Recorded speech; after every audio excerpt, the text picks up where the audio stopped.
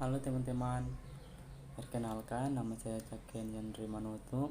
Saya mahasiswa dari Universitas Kristen Indonesia Maluku, Fakultas Kesehatan, Program Studi Ilmu Keperawatan, dengan mata kuliah Ilmu Dasar Keperawatan, dosen pengampun Ibu Grace Wakano, SCAP, MCAP. Di video kali ini saya akan menjelaskan tentang anatomi fisiologi sistem pencernaan pada manusia. Perlu teman-teman ketahui apa itu sistem pencernaan pada manusia. Sistem pencernaan pada manusia adalah serangkaian jaringan organ yang bekerja untuk mencerna makanan dalam bentuk proses mekanik maupun kimiawi dalam mulut manusia. Yang berikut kita masuk pada organ-organ yang berperan dalam sistem pencernaan. Yang pertama ada rongga mulut, yang kedua ada faring, yang ketiga kerongkongan, yang keempat lambung, yang kelima usus halus, yang keenam usus besar, yang ketujuh rektum, dan yang terakhir anus. Teman-teman bisa lihat gambar organ-organ yang berperan dalam sistem pencernaan.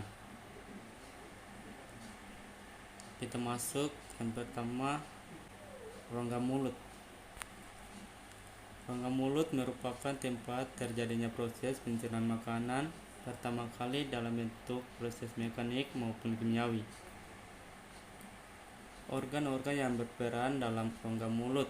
Yang pertama, gigi.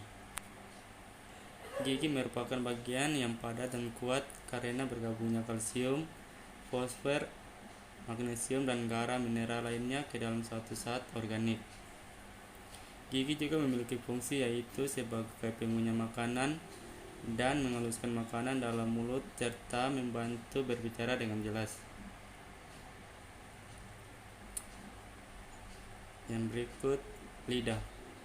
Lidah merupakan indera pengecap yang terdiri dari sejumlah bagian dan memiliki berbagai macam fungsi.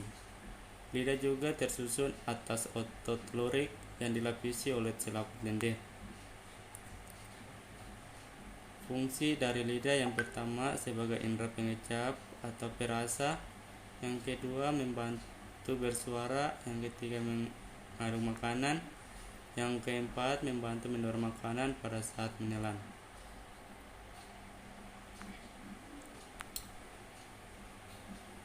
Yang ketiga, kelenjar ludah. Kelenjar ludah berfungsi untuk membasahi dan melumasi makanan sehingga mudah ditelan. Ada 3 pasang kelenjar pada kelenjar ludah. Yang pertama, kelenjar parotis, yang kedua kelenjar submanibularis, dan yang ketiga kelenjar sublingualis. Yang pertama, kelenjar parotis. Kelenjar parotis berfungsi menghasilkan ludah yang berbentuk cair yang terletak di bawah telinga.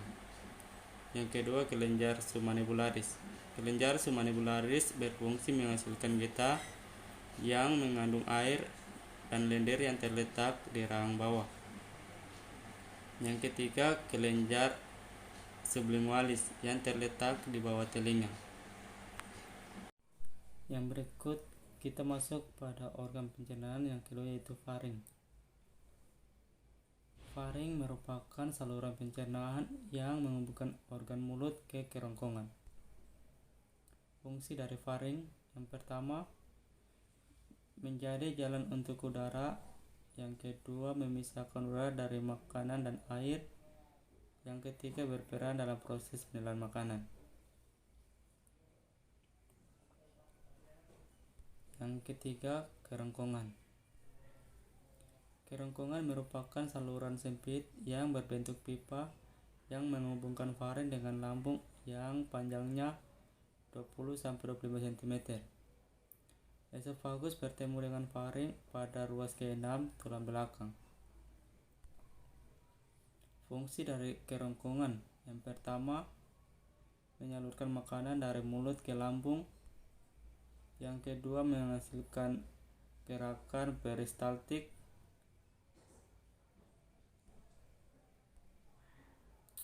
yang keempat lambung. Lambung adalah organ berotot yang ada di bagian kiri atas perut, di antara kerongkongan dan usus halus. Lambung merupakan organ terpenting dalam sistem pencernaan. Untuk menguraikan dan mencerna makanan, otot lambung berkontraksi serta menghasilkan enzim pencernaan dan asam lambung. Fungsi lambung antara lain: yang pertama, menampung, menghancurkan dan menghaluskan makanan oleh gerak peristaltik dan getah lambung. Yang kedua, menghasilkan getah cerna lambung. Kita masuk pada organ yang kelima, yaitu usus halus. Usus halus merupakan tempat terakhir terjadinya pencernaan makanan dan penyerapan sari makanan. Usus halus merupakan saluran dengan panjang kurang lebih 8,5 meter dan lebar kurang lebih 25 meter. Usus halus juga memiliki fungsi adalah untuk mencegah dan menyerap nutrisi dan makanan maupun minuman yang dikonsumsi. Usus halus terdiri dari 3 bagian. Yang pertama, usus 12 jari atau duodenum yang memiliki panjang kurang lebih 25 cm. Yang kedua, usus tengah atau jejunum yang memiliki panjang kurang lebih 7 meter. Yang ketiga, usus penyerap atau ileum yang memiliki panjang kurang lebih 1 meter. Kita masuk pada organ yang berikut, yaitu usus besar. Usus besar merupakan bagian akhir dari saluran pencernaan. Hal itulah yang membuat usus besar memiliki peran penting dalam sistem pencernaan, yaitu mengeluarkan sisa dari makanan yang dicerna. Usus besar memiliki fungsi yaitu mencakup penyerap cairan dan vitamin hingga memproduksi antibodi dan pencegahan infeksi.